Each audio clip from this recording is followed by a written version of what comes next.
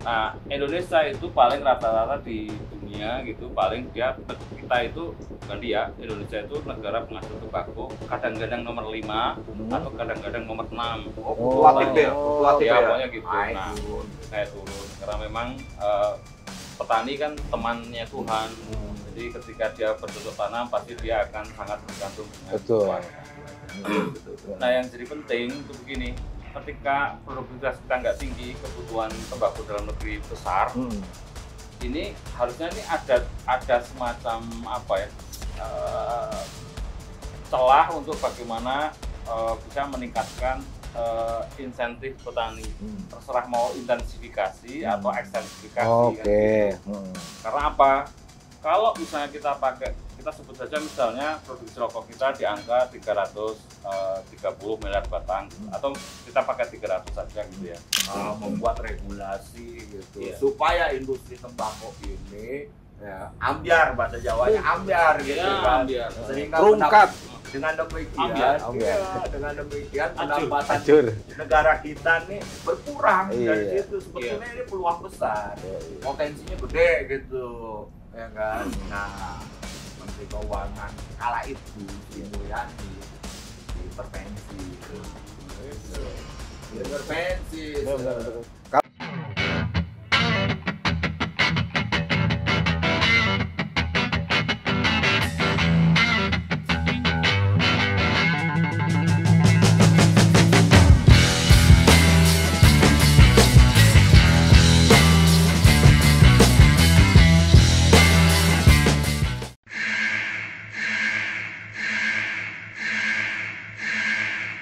Assalamualaikum warahmatullahi wabarakatuh, Sobat Logika. Aduh, lama kita tak jumpa. Hari ini saya kedatangan tamu istimewa.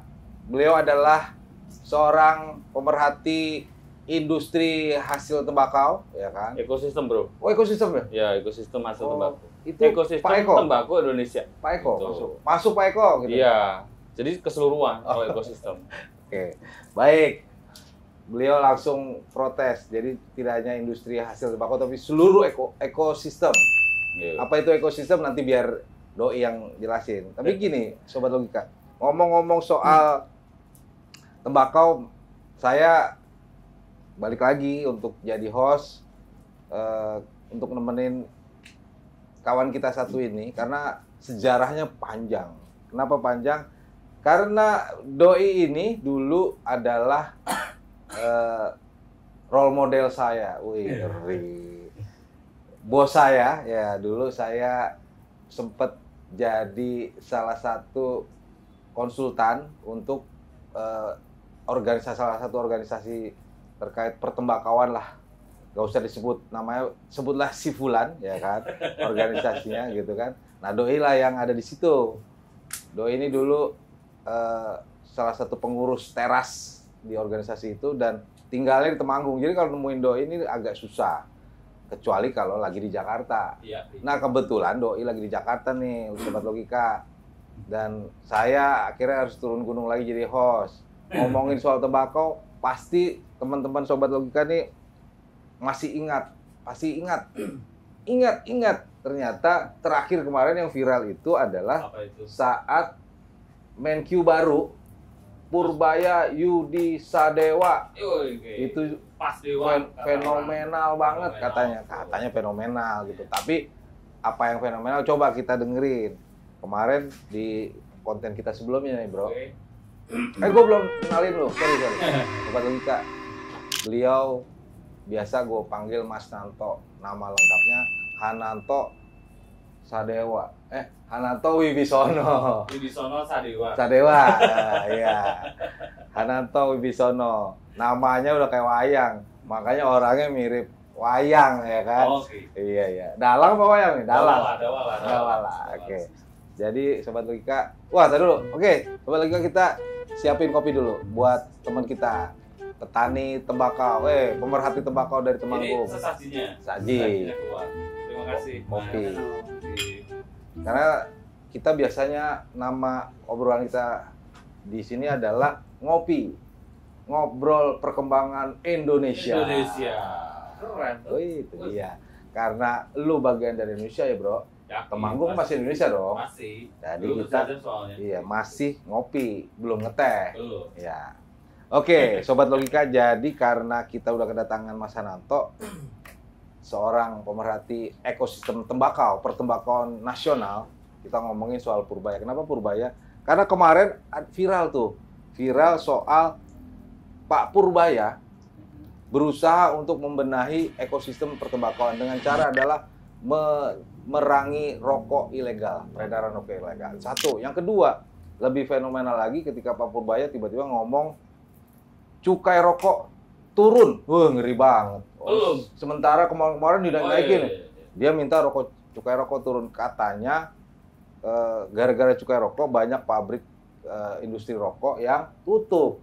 Waktu itu terakhir Gudang Garam ya nggak salah. Salah satu Gudang Garam. Nah, sebenarnya dua hal itu yang mengganggu ekosistem pertembakauan. Pertama cukai tinggi, bahkan kecenderungannya setiap tahun naik, ya kan? Yang kedua rokok ilegal. Setuju, betul. Dan ini sekarang ternyata pakai rokok ilegal. Enggak. Oh enggak, rokoknya apa?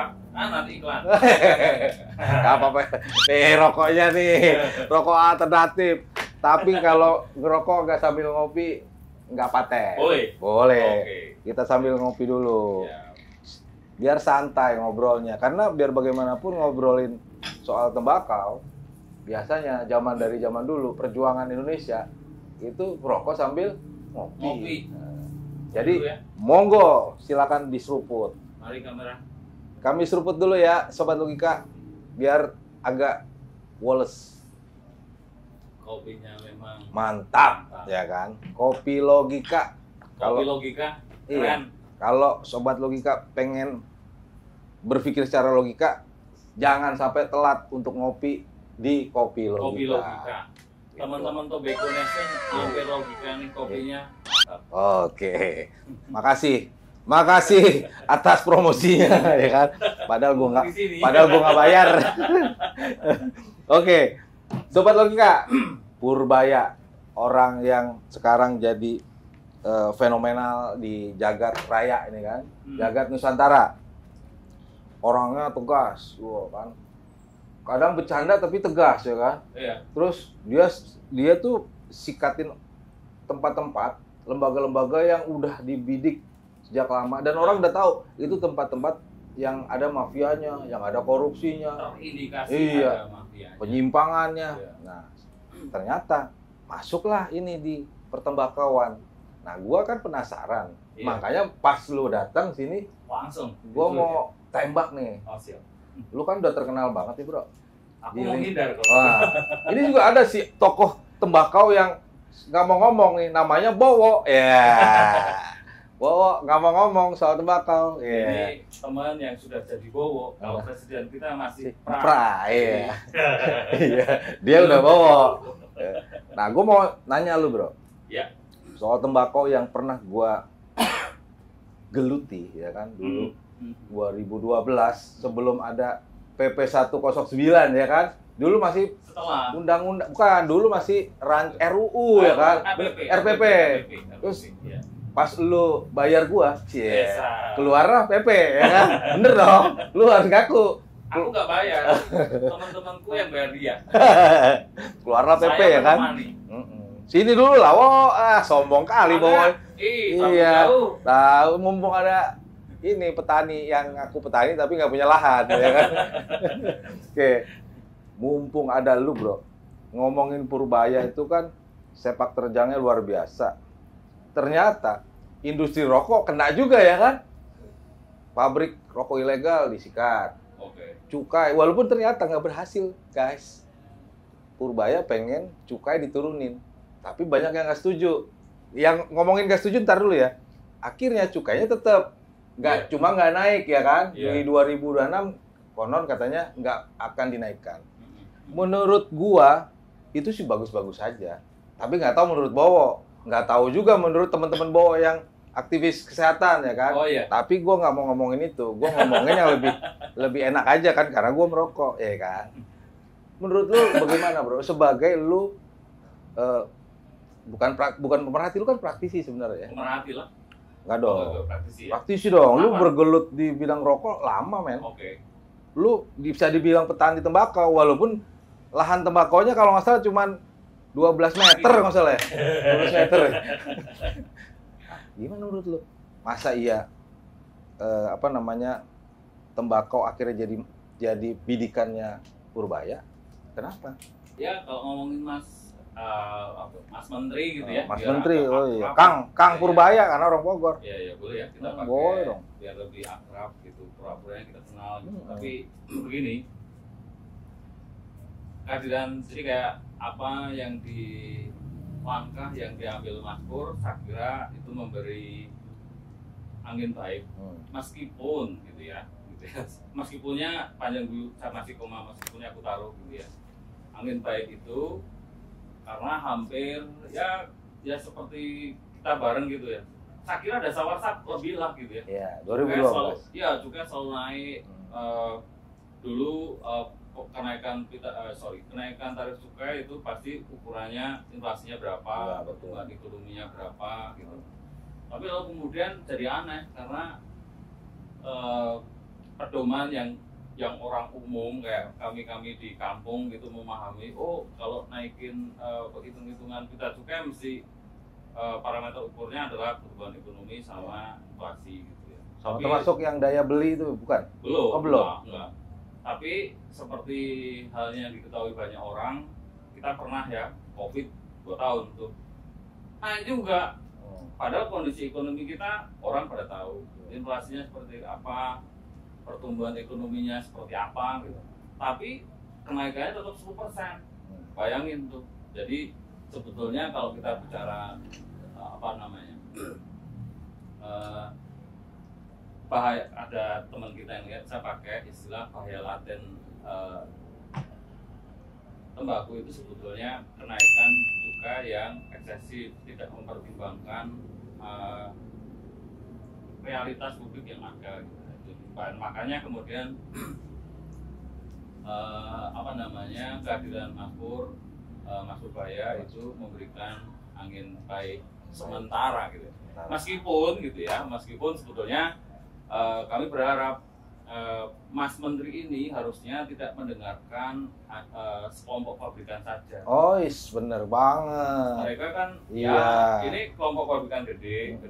Nah, sementara ini lagi ngobrolin akhirnya lu gatel. Ambil kopi dulu. Pesen kopi, Pak. Kopi dulu satu sambil ngobrol. Pesen kopi nggak apa-apa. Lanjut aja sambil pesen kopi. Oke, gua bagi nih, Bro. Biar lu kedengeran, ya kan? Ya kan? Sini gua bagi. Juga nih. Juga. Ngobrolin apa sih? Iya, ngopi. Ngobrol perkembangan Indonesia ya. Kan lu yang punya acara ya kan. Bersama Logika Bicara. Kopi americano. Logika kopi. Pesen satu. Dapat aku ya? Iya, apa terus lanjut. Kita gibah dulu. Punten Kang Bowo lanjutin tadi lagi separuh badan. Iya.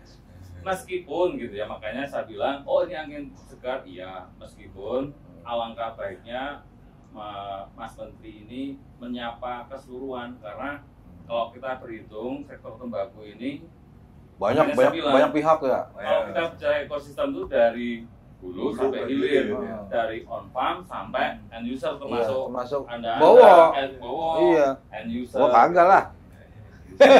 Misalnya gini, petaninya disapa enggak? Satu, ya. Konsumennya pernah ditanya enggak? Gitu. Kenapa? Penting.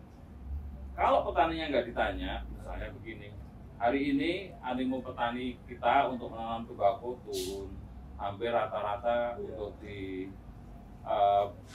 budidaya tembakau tahun sekarang 2025. Oh, produksinya turun ya? Produksi turun karena memang animo turun. Oh, iya. Nah, lahan tembakau yang ditanamin pun, aku ambil rata-rata turunnya sampai agak besar. Jadi lahannya makin lama makin sempit. Makin sempit. Mungkin sampai demand-nya tinggi malah sekarang. Iya, jadi pakai rata-rata 60%. Jadi gede banget itu. Bahkan kalau di daerahku di Temanggung itu mungkin hanya 20% yang Terus petani yang dulu nanam tembakau nanam apaan itu? Satu nanam palawija atau ya dibiarin artinya gitu. Wah, bisa gue sewa kita sewa. Ya kan? Sewa jadi apa? Jadi food estate. Oke, lanjut. Jangan. Itu jadi tanaman apa? Apa sih kalau ini singkong apa ubi ya? Ubi. Etanol. Nah, itu perlu dipikirin nanti kalau tanamin singkong itu termasuk komoditas yang rakus sama hara. Jadi ya untuk lahan-lahan nggak produktif nggak soal lah. Oke, koma ya. Lalu kemudian konsumen pernah ditanya enggak? Karena setiap konsumen itu ketika dia membeli lalu hitung-hitungnya setiap karena pengenaan pengenaan tarif cukai itu gramasi, hitungannya kan berbatang nih ya. Oh iya. Nah, konsumen itu ketika beli rokok yang legal, teman-teman logika apa namanya? Logika. Sobat logika. Oh, sobat logika, kalau beli rokok yang legal ya, jangan ilegal. Oh iya. Karena Anda ketika beli rokok legal. yang legal, itu satu, itu Anda berkontribusi pada negara, satu, Anda membayar PPN 9,9%, semoga nggak berubah, Iya. ya. Bayar tarif cukai sendiri gitu yang kenaikan 10%. HJE 10%. Jadi sekurang-kurangnya Anda sudah berkontribusi pada 3 pajak yang meskipun dalam kesempatan. Walaupun habis ngerokok kita bingung, bayar pajak besok pakai apa? Ini udah otomatis kena. Salah kalau ada orang, kamu protes, emang kontribusimu apa pada negara? Aku lo ngerokok, sekurang-kurangnya aku bayar 3. Udah bayar pajak gua ngerokok. 3 item itu ya. Makanya berarti kita warga negara yang baik. Makanya merokok lah. Baik dan taat pajak. Dan menopang beban fiskal negara sekurang-kurangnya 10-11% dari beban fiskal negara. Guys, kita nggak mengajak kalian untuk merokok ya guys. Ya, yang sudah merokok dan kan? dewasa boleh. Merokok nggak apa-apa. Yang di bawah dewasa, di bawah umur, sekali-kali jangan guys. Jadi yang memang patuh pajak adalah perokok berarti ya. Orang yang paling patuh adalah dan perokok. yang memang punya yang diberikan beban pajak adalah orang yang sudah dewasa, jadi anak-anak belum kena pajak. Belum. Jangan merokok ya guys. Yang anak-anak awas loh. Bener dong ya. Iya bener lah. Jangan ngerokok. Lu jangan ngerokok dulu kok. Iya. Lu masih anak-anak.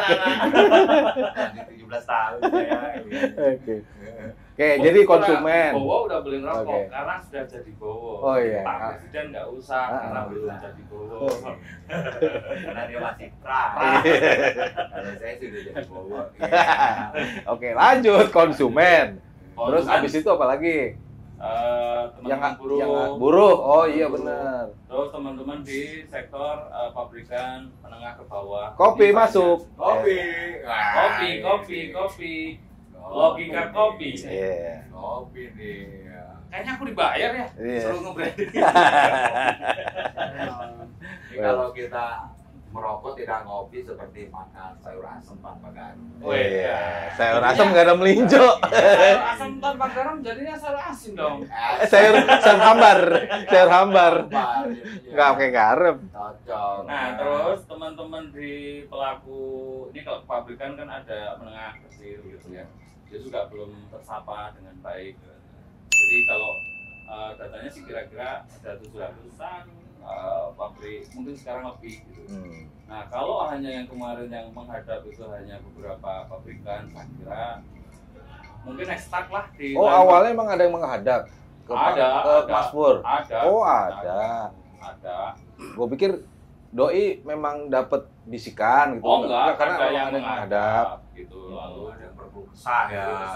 Nah waktu itu Mas Pur bilang gimana gitu. Kalau di aku niruin ya apa namanya ngambil dari kurang lebih cerita gini, katanya ini ngadep lalu ditanya industri gimana rokok, ya sudah segitu aja cukup, padahal katanya Mas Pur mau diturunin nggak mau gitu, ya sudah menurut yang perintah. Lu udah mau gua kasih diturunin lu malah nggak mau. Coba Mas Pur turun ke bawah, pasti banyak yang mau. Bro, gitu. Gua tanya nih ya, kalau seandainya diturunin, apa benefit yang didapat oleh ekosistem tembakau?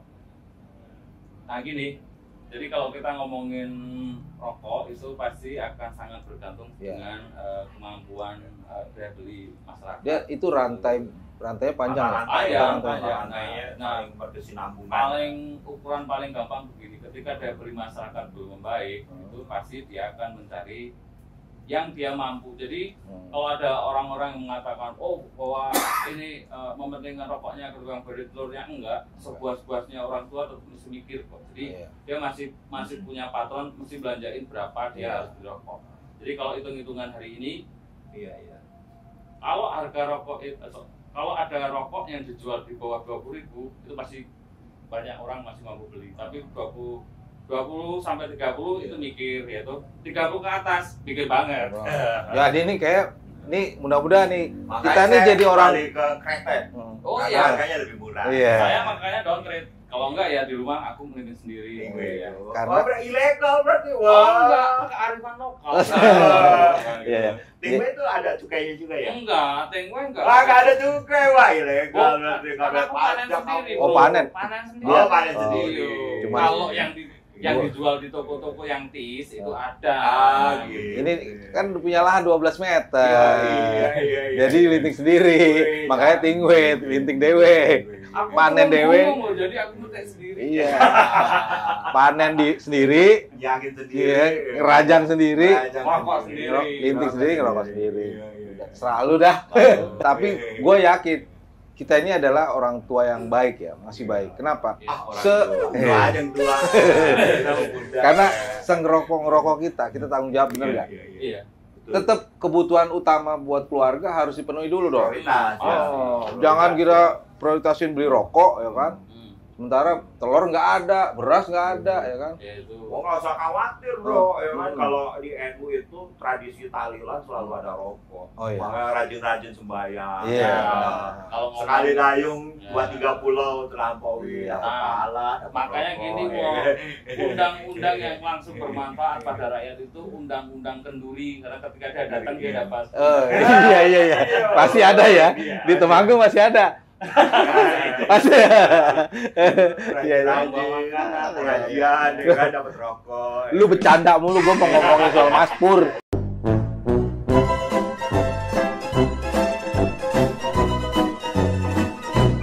Ini Mas Pur punya kebijakan yang luar biasa. Lu tadi ngomongin soal benefit, ya kan? Mungkin masih banyak benefit lain dong kalau turun, ya kan? Keterjangkauan daya beli masyarakat terhadap rokok lebih kompetitif. Sayangnya kan kalau gua kan nggak beli rokok karena gua nggak nganggep rokok itu. Iya. Tapi ini sama ya. Tapi ngomong-ngomong ya, fenomenal Purbaya fenomenal ini adalah membuat kita teringat akan mimpi kita untuk bagaimana kita bisa hidup bahagia, daya beli. Walaupun kita menengah ke bawah hitungannya, bener nggak? Iya. Kita menengah ke bawah. Tapi ya kita miskin kagak miskin, ya kan? Dibilang kaya enggak juga gitu kan. Yang penting cukup. Nah, fenomena Purbaya ini akhirnya bisa menolong orang untuk percaya lagi pada pemerintah, bener nggak? Iya. Lu percaya nggak? Gue tanya dulu, percaya dulu. Ada seperti gini ya. Ya aku sih karena aku di desa jadi ngelihat, jadi kayak dulu semacam orang atau rakyat itu semacam hopeless gitu ya, sama pemerintah. Sebenarnya pemerintah ini bisa menjadi sandaran nggak sih? Iya. Harapan tersandar di pemerintah. Ini emangnya pos ronda begini.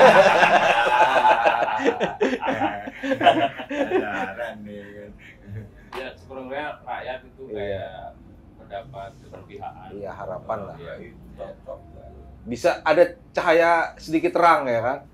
Di tengah kegelapan. Iya, kalau di Ufuk Timur lagi jelas bulan. Iya, keluar lah cahaya merah-merah yang keren gitu kan.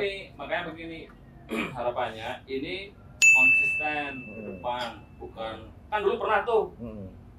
Ingat nggak? Pernah suka nggak naik? Iya. Tahun Kan berikutnya. ya kan itu kan kerjaan gue. iya. Tahun berikutnya Ini kerjaan kita dulu. naik double. Oh iya.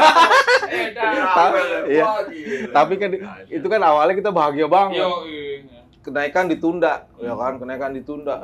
Begitu 2 tahun kemudian dirapel. rokok. Nah, ini jangan. Iya, gitu. iya. Jangan kasih harapan palsu lah. Nah, gitu ya. PHP. PHP gitu ya. Jangan diulang lah kayak gitu. Ya Mas Pur ya, kalau nonton. Nah, kalau gua istilahin nih, Iya, betul. Purbaya itu seperti kata Ananto tadi. Jadi kalau misalnya matahari terbit itu kan indah banget ya. Orang kadang-kadang suka nyari, yuk kita lihat sunrise tuh. Sunrise itu kan cakep ya. Iya. Sampai dibilang naik.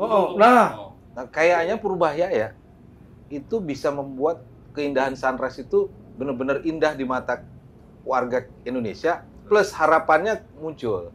Tapi apakah cuma Purbaya yang bisa membuat harapan itu terwujud kok?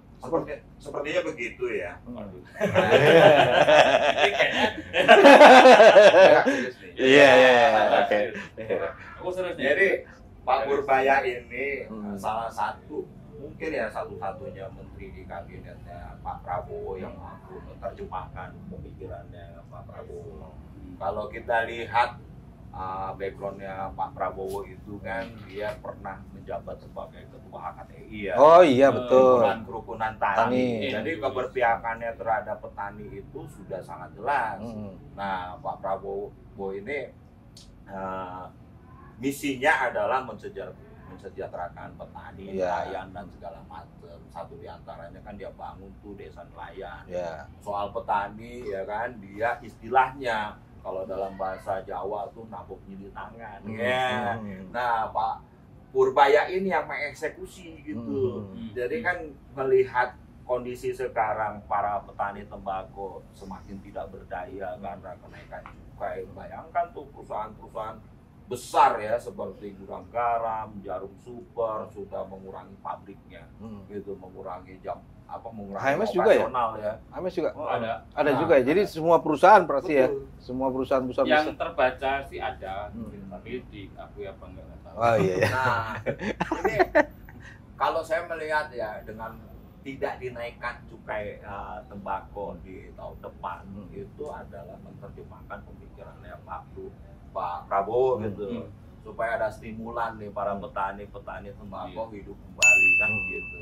Kalau kita lihat di rezim sebelumnya ini kan sadis banget, brutal rezim sebelumnya.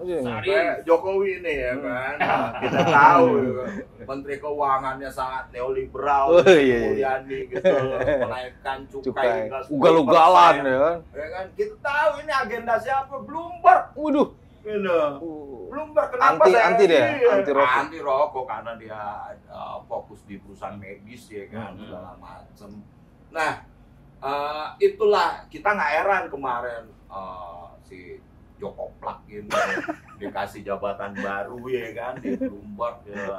Oh iya. Iya kan? Nah itu jawabannya. Jadi penasihat ya? Penasihat ekonomi, ngerti ekonomis apa?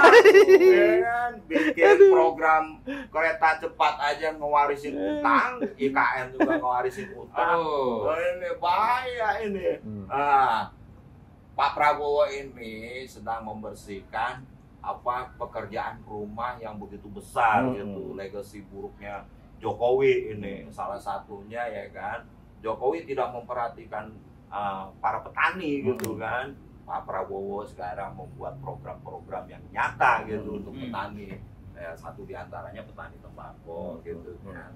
Nah, saya sih ngelihat ya kan ada hidden agenda gitu ya kan. Jadi enggak yang kemarin.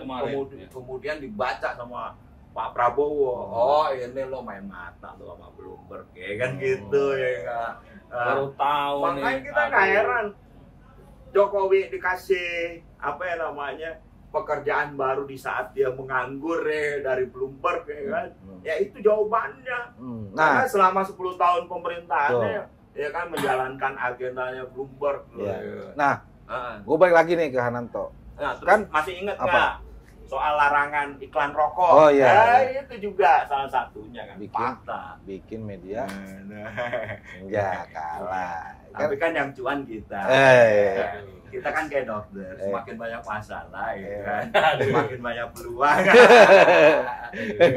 Nah, nih ya guys, kita yakin sebenarnya Mas Pur ini melakukan atau mencoba untuk membuat kebijakan ini kan pasti banyak lawan dong, banyak yang anti. Dan tentunya sudah dihitung aspek kesehatannya juga nggak mungkin ugal-ugalan terus lu ninggalin masalah kesehatan. Nah, kita juga menghargai bahwa ada orang yang tidak merokok gitu kan. Makanya kalau misalnya ada perda anti rokok, perda apa namanya? Kawasan tanpa tembakau, tanpa rokok. Nah, kawasan tanpa rokok. Kita sebagai perokok yang punya adab, ya kan? Setidaknya masih menghargai. Betul. Setidaknya menghargai. Tapi jangan juga dengan gara-gara itu juga akhirnya sekali ugal-ugalan dikurangin lahan, karena biar bagaimanapun hasil cukai rokok, pajak dari rokok itu lumayan gede kan? Gede banget kan? Dan itu menyumbang juga 10% dari APBN.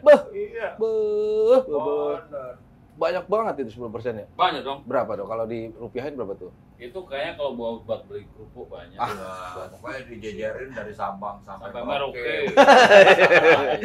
Duit gocap ya, duit gocap. Indonesia makin mengambang tuh. Pokoknya kaya raya lagi. Nah, menarik sebenarnya kan? Tapi gini, benar. Jadi aku setuju. Jadi Widi bilang adab. Jadi kita perokok yang beradab.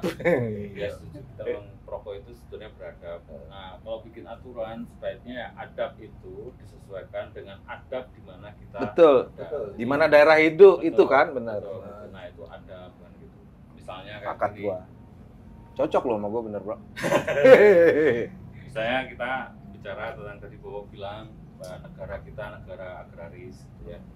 Di periode yang lalu kan semacam sebenarnya sempat nanya kita itu masih negara agraris enggak ya kan gitu ya. Nah harapannya di pemerintahan yang baru ini sektor pertanian diperhatiin. Betul. Kenapa? Mata pencarian penduduk Indonesia semakin banyak masih petani dan nelayan gitu.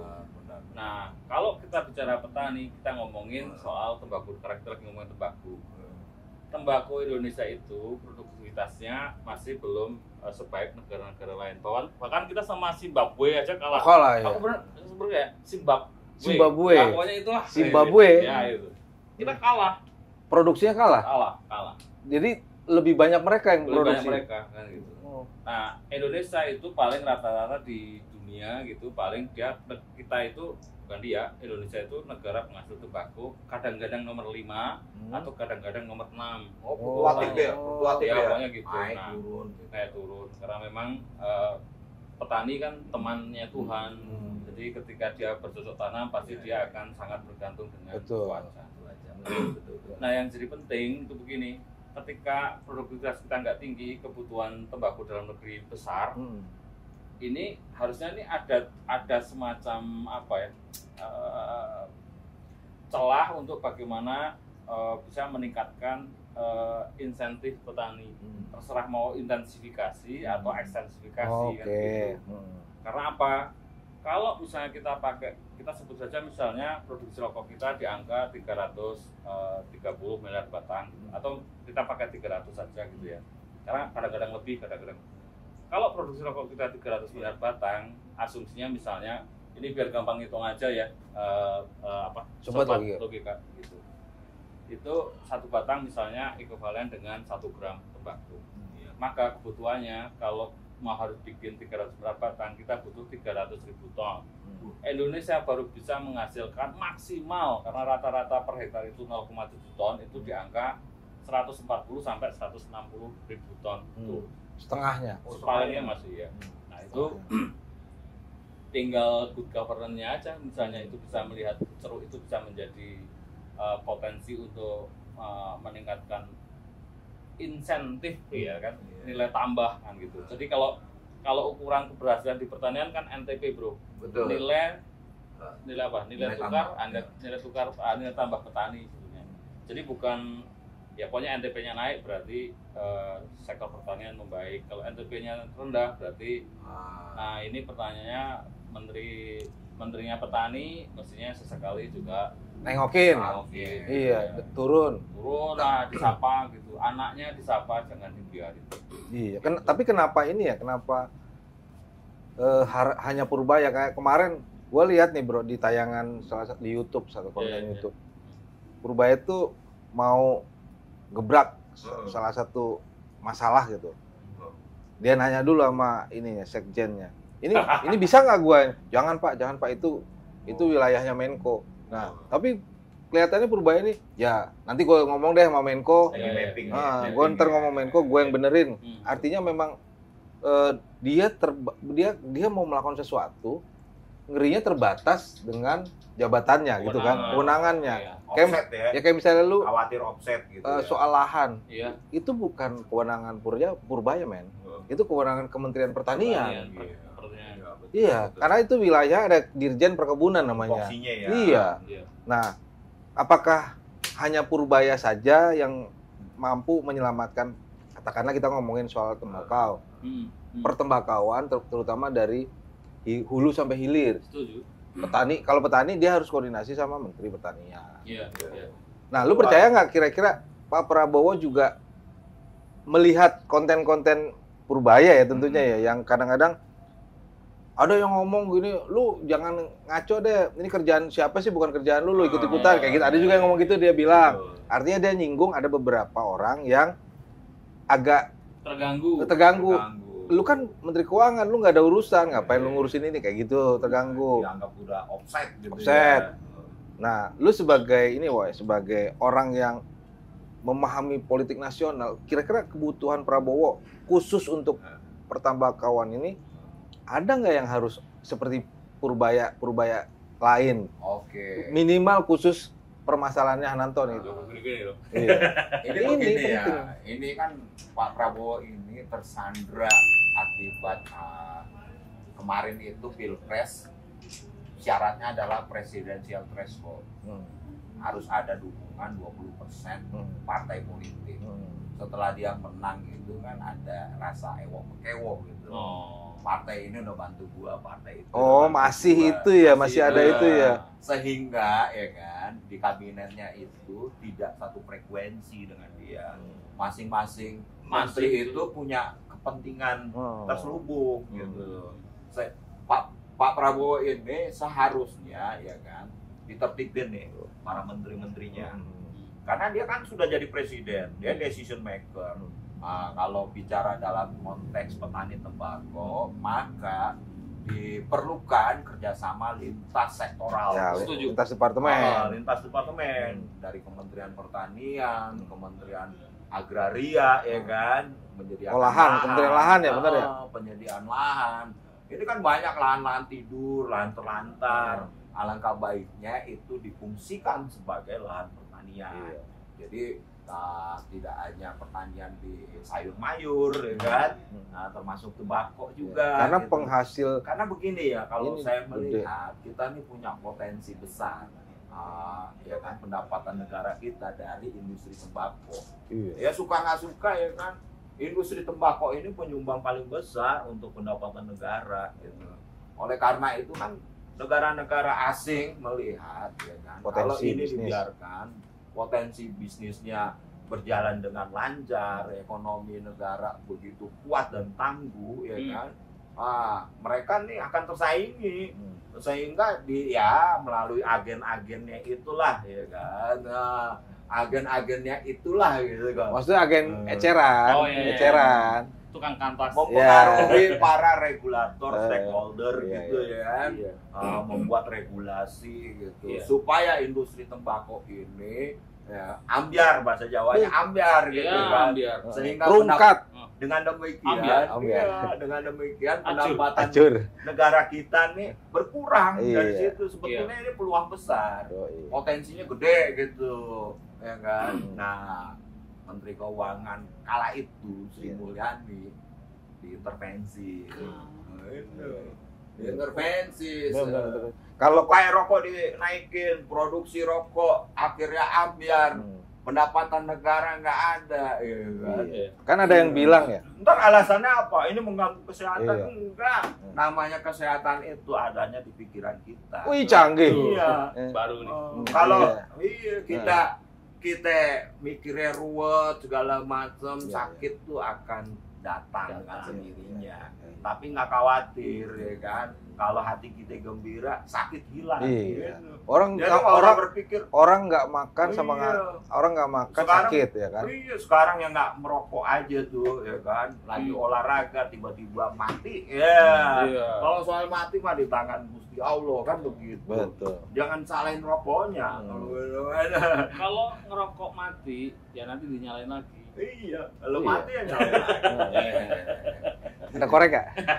Itu maksudnya. Iya. Ini menarik nih. Yang satu pemerhati politik nasional, satu petani. Ya, kan? tapi penting. Jadi memang apa kebijakan itu maksudnya aku secara pribadi ya merindukan pemerintahan kita itu kalau bikin kebijakan ya yang tegas gitu, artinya pede gitu ya. Artinya jaga, mesti harga diri kita mesti dijaga betul, jangan membeu gitu. Kalau memang kita ngakuin ya, oh itu memberikan kemanfaatan, ya udah kenapa enggak? Misalnya orang lain mau ngomong apa, suka-suka, ini memang memberikan kemanfaatan pada negaraku gitu ya, nggak soal menurut saya. Bahwa pertimbangan soal pengaturan perimbangan di kesehatan itu tinggal dilaksanakan. Karena adab merokok itu secara evolutif juga berubah. Dulu zamanmu ya kan masih ada guru ngajar di kelas sambil merokok. Sekarang hari ini cek ada enggak? Bukan karena regulasinya. Adab. Karena adab itu berevolusi mengalami perubahan secara bertahap kan begitu. Dan kita tuh siswa aja boleh ngerokok ya. Nah, no, guys. Oh guys. Tapi yang jelas, makanya tadi gue bilang. Saya ada tuh dulu. Bro, sepertinya perokok itu, sepertinya nih menurut gue yang perokok waras ya, itu adalah perokok yang punya adab. Iya. Atau perokok yang bisa beradaptasi dengan adab, semakin dia tahu ya kan kapan dia merokok. Bisa merokok. Biasanya perokok itu kalau masuk sebuah ruangan dia paling kalau mau merokok nanya ada aspa enggak. Betul. Ada smoking room enggak? Ya, ada smoking room enggak? Kalau saya nanya ada rokok enggak gitu. Oh itu. Di situ koreknya ada. Iya, sekalian korek ya. Anjir. Modalnya baru-baru. Biasanya sih nanya, pasti kan begitu. Iya, makanya kita biasanya bisa beradaptasi dimanapun kita berada. Jujur, kita kalau keluar negeri, ya kan? Jujur ayam apa jujur kacang? Jujurnya jujur. Jujurlah padaku. Serabi jujur. Waktu kita keluar negeri, ini jelek-jelek kita keluar negeri nih ya, guys. Ya, keluar waktu. Iya, emang gue. Iya, ntar gue ajak ya. Biar lu tahu. Kita walaupun Timor Leste anjir. Di luar negeri itu ya ada aturan di mana boleh ngerokok dan di mana yang nggak boleh. Oh gitu. Iya. Sederhana misalnya Jepang. Singapura, Jepang itu orang merokok, orang lokal itu justru malah merokoknya sembarangan.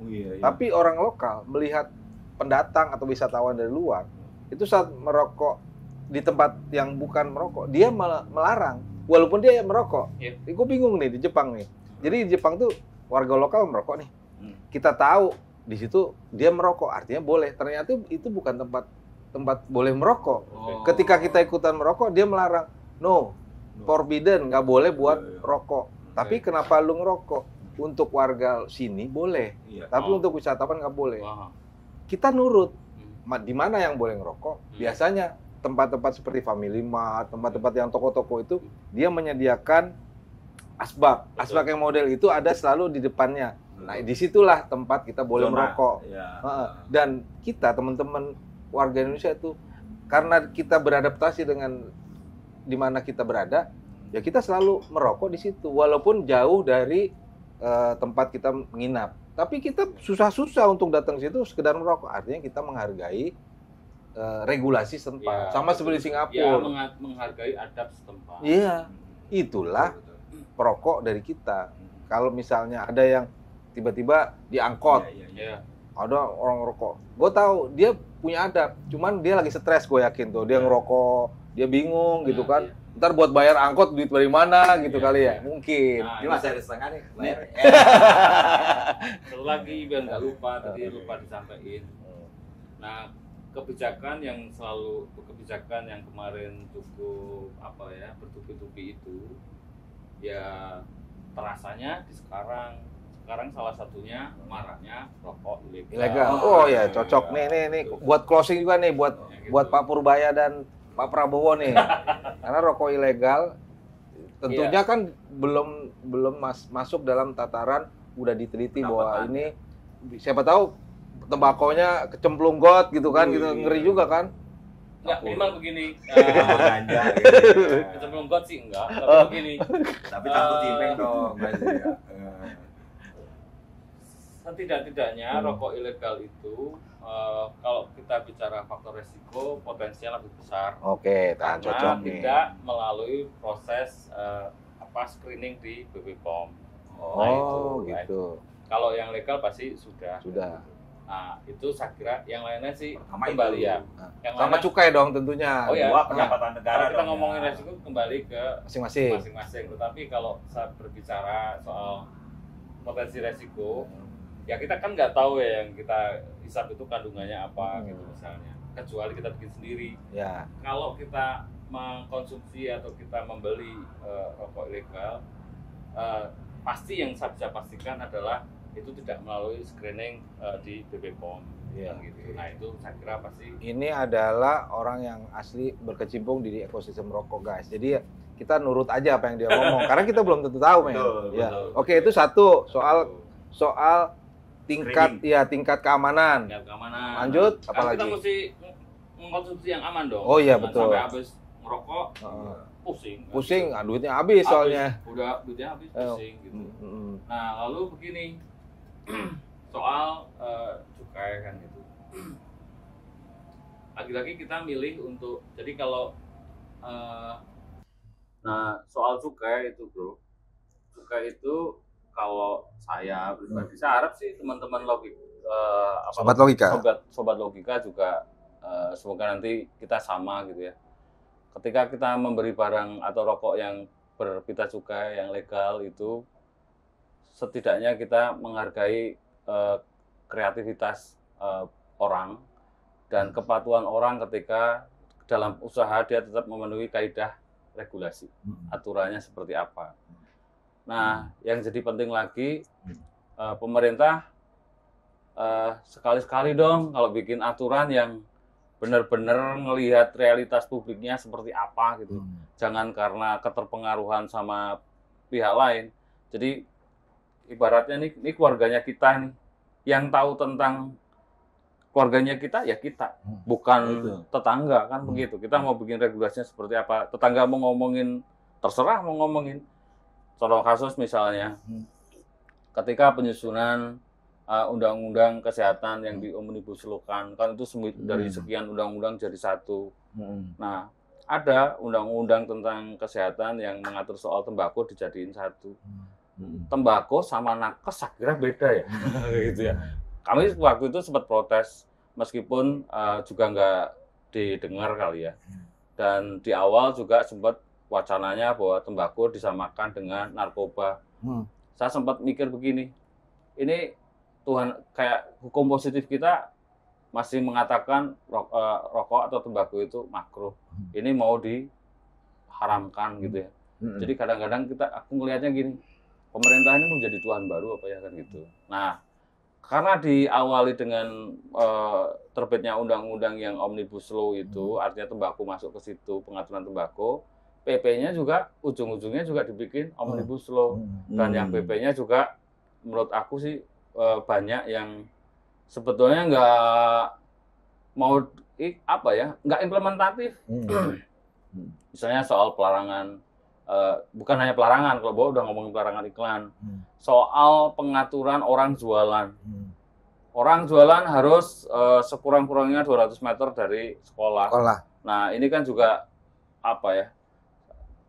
mungkin niatnya baik, tapi itu nggak implementatif. Tapi saya memahaminya begini, saya memastikan bahwa regulasi yang dipaksakan itu tidak akan berjalan dengan, atau yang paling penting adalah tidak implementatif. Yakin saya bilang begitu.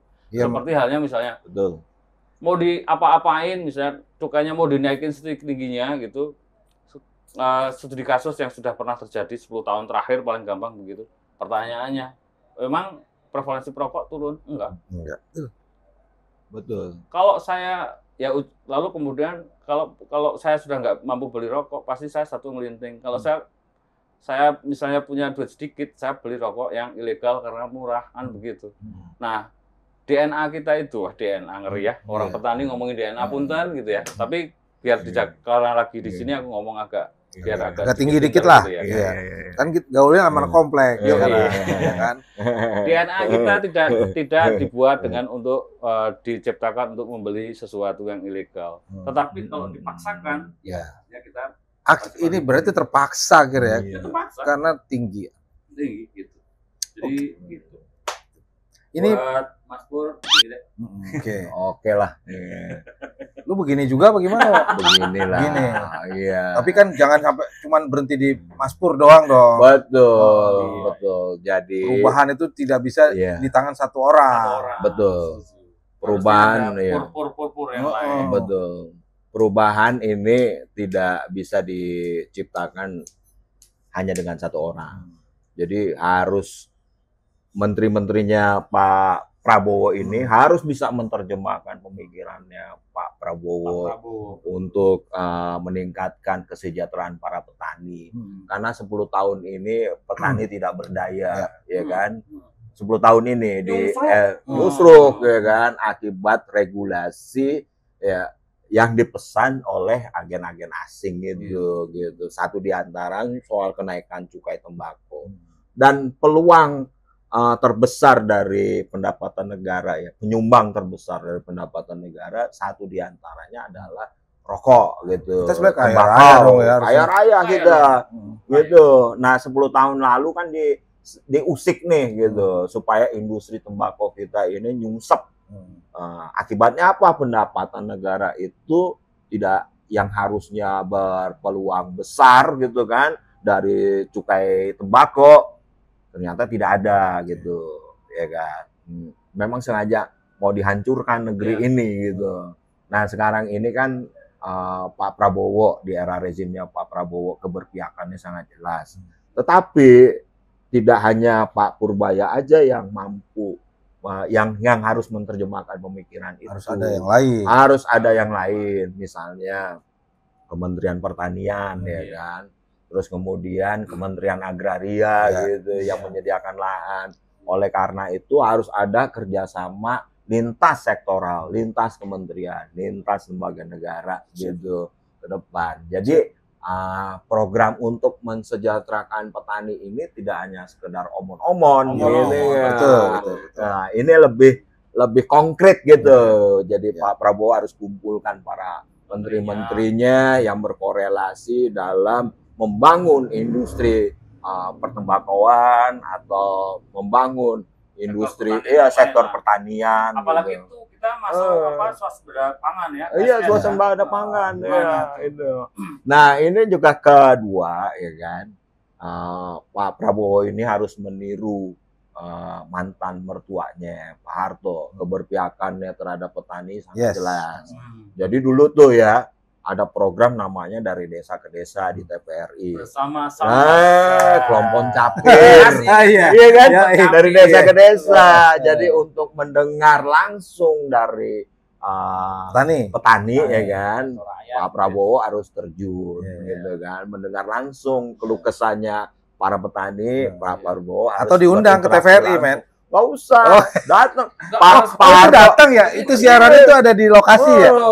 Walaupun, kan, walaupun kita tahu eranya Pak Harto itu artificial gitu, semua sudah didesain gitu kan. Tetapi kalau saya yakin Pak Prabowo nih antilah dengan skenario-skenario seperti itu gitu. Dia mau terjun langsung ke petani. Terbukti dia pernah mendedikasikan hidupnya untuk petani, menjadi ketua HKTI itu. Jadi daripada TVRI nganggur nih kan, ada program kita hidupkan lagi dari desa ke desa. Memantau medsos langsung harus betul itu. Jadi harus tolak ukurnya ada medsosnya gini. Di bawah beneran apa enggak? Misalnya Koperasi Desa Merah Putih dilapornya begini, di bawah gimana? Iya. Jangan terjebak sama ini nanti lebar nih ngomongnya. Jangan terjebak Gua sama bingung nih. Mau closing gue ribut, bingung nih. jangan terjebak sama jebakan ABS itu. Asal Bapak senang. Iya. Banyak bisa Iya, dicek. banyak. gitu. Iya.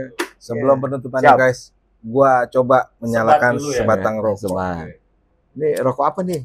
Cocok enggak? Kearifan lokal ini Karena kayaknya. lokal, Iya. ini SKT, SKT, tangan, siap. menyerap Oke. tenaga kerja Nyoba. banyak. Oke. Kebanyakan perempuan, bro. Iya. 90, ya kita 90 sampai 96% perempuan Iya. yang di sana. Ini karena betul. Sobat Logika, kita ngopi. Ngobrol Perkembangan Indonesia. Hmm. Indonesia itu kaya raya. Dari sumber daya alam Ada banyak. banyak. Kalau dimanfaatkan, nggak ada yang miskin kayaknya di Indonesia. Iya kan? Nggak miskin. Nggak miskin. Iya. Jadi kalau ajakannya Pak Purbaya kita kaya bersama ini, Wah, oh, itu gua baru inget, men. yoi. Dengan memanfaatkan Itu. sumber daya alam, Betul. ya kan? Keniscayaan itu. Ya kan? Kita Bukan bisa sesuatu kaya yang nggak bersama. mungkin. Iya. Yang penting bahwa good governance kejadian dah. Iya. Selama ini kan Iya. bukan good governance ini. Iya. Apa? Pansanya aku bingung ya. Nah, Sobat Logika, ngobrol sama Hananto sama Bowo kagak ada habisnya. Karena memang basicnya kita semua dari kampung. Iya. Cuman gua berdua ke kota jadi anak komplek, dia doi masih ketinggalan di kampung. Iya. Tapi Menyeimbangkan Iya, antara tapi- kampung sama kota. ya informasi tetap terjalin. Jadi ada masalah di desa, diobrolin di kota. Yoi. Dan juga ada masalah di kota atau di pusat, pasti diobrolin dong di desa. Iya dong. Karena semua saling ketergantungan. Oh. Iya. Jadi Sobat Logika, ngomongin rokok nggak ada habisnya. Rokok bisa bikin orang sakit, betul. Kita sepakat bahwa prevalensi perokok nggak bakalan turun, malah kecenderungan naik. Tapi kita dukung, jangan sampai ada perokok baru, ya kan? Perokok baru terutama dari golongan anak-anak, Iya. ya kan? Bukan perokok baru, Apa? perokok anak. Perokok anak, oke. Baru kalau dewasa boleh. Oh, boleh. Perokok Nanti baru. pertanyaannya gimana? Nggak tanam lagi. Perokok baru kalau dewasa boleh. Dewasa itu kategorinya adalah pertama 21 tahun. 21 tahun plus sudah bekerja sebenarnya. Dan pernah baca ini Arrow. Bah, Ya. Jadi zaman dulu itu kalau disebut kamu boleh merokok kalau sudah bekerja. Anak-anak jangan merokok nanti Betul. tidak duduk. Nah, itu dulu sudah ada. dulu Iya. orang tua kita bilangnya gitu, jangan merokok merokok bikin kamu bodoh. Iya. Kalau mau merokok kamu Nah, harus harus iya kalau udah kawin. berhasil, Nah. kalau udah berhasil duitnya duit, nggak perlu minta orang tua, monggo Monggo. silakan Ya. beli rokok, urusanmu dewe. Yoi. Ya, itulah Sobat Logika. Yang artinya mungkin Sobat Logika sebagian besar nggak ada yang tahu. Nanti tanya aja mana tuh. Tapi poinnya satu. Kalau kita ngobrolin perkembangan Indonesia, Iya. ya kan, atau perpolitikan Indonesia, memang poinnya cuma satu, goodwill dan political will. Yoi. Kita Ya. cuma berharap sama yang berkuasa, ya Iya. kan? Betul. Seandainya yang berkuasa tahu nasib kita seperti apa, pengen kita kaya raya bareng-bareng, itu yang kita jempolin. Oke. Iya. Tapi kalau yang pengennya kaya raya sendirian aja, waduh ke laut aja deh mendingan ya. Iya. Rakyat kita tuh baik-baik kok. Baik, Nggak nurut men, neko-neko, nurut ya. Iya. Kalau orang banyak bilang tuh kategori orang warga yang nurut itu justru warga menengah ke bawah, men. Iya. Iya. Taat pajak. Taat pajak. Banget. Kita lari dikejar-kejar buat pajak. Ya, kan? Iya. Bagaimana yang di atas? Yoi. Kita Indonesia tuh ibarat apa? Piramid. Gelas anggur ya, men. Gelas anggur. Di atas kaya tuh yang Enggak melengkung. gelas kopi gitu. Oh, gelas anggur, men. Anggur ya? Iya, betul. Kan melengkung tuh. Hmm. Kaya. Terus tengahnya tuh kan kecil. Oh, iya. Kelas menengah tuh Iya, kecil. Kelas bawahnya lebar. Hmm. Artinya kelas bawah itu terlalu banyak. Hmm. Ini nggak adil, men. Iya. Mau gimana mau kaya raya bersama. Yoi. Yang kaya makin kaya, Betul. ya kan? Yang menengah jadi jatuh miskin, Iya. daya beli turun, yang miskin tambah, men. Tambah miskin. Ya kan? Nah, kita berdoa semoga pemimpin kita memilih orang-orang yang tepat, ya kan? Iya. Tadi kata Bowo, harus ada purbaya-purbaya selanjutnya. Iya. Supaya kalau ada purbaya-purbaya yang lain, industri ekosistem hasil tembakau terselamatkan, dan industri-industri lain semua selamat. Semua. Daya beli meningkat, ekonomi 8% sebuah keniscayaan dong harusnya dong. Iya, kalau ada betul. yang model purbaya, banyak yang purbaya nih. Betul. Jadi Kenapa hanya 8%? jadi Harus lebih dong. semua itu niscaya bisa terjadi asalkan kita ngopi lagi, sobat logika, biar nggak stres. Betul. Pusing, sobat logika, gini aja deh, udah cukup deh. Cukup Besok dah. kita akan ngobrol lagi soal lain. Kalau ada Hananto datang ke sini, kita ajak ngobrol lagi seputar. Gue sebenarnya tertarik sama perkembangan soal lahan tembakau yang didiversifikasi seperti yang dulu. Iya. Masih terjadi atau tidak? Tapi itu lain Episode hal, ya kan? Kita cukup sini. Siap. Pesan kita adalah satu, kalau kalian masih di bawah umur, jangan merokok. Konten kita hari ini tidak mengajarkan kalian untuk merokok. Yang tidak merokok, tetap tidak merokok. Yang merokok, silahkan merokok. Beli yang legal. Iya, beli yang legal dan pakai adab kalau merokok. Iya. Patuhi aturan, jangan merokok di tempat orang-orang yang tidak merokok.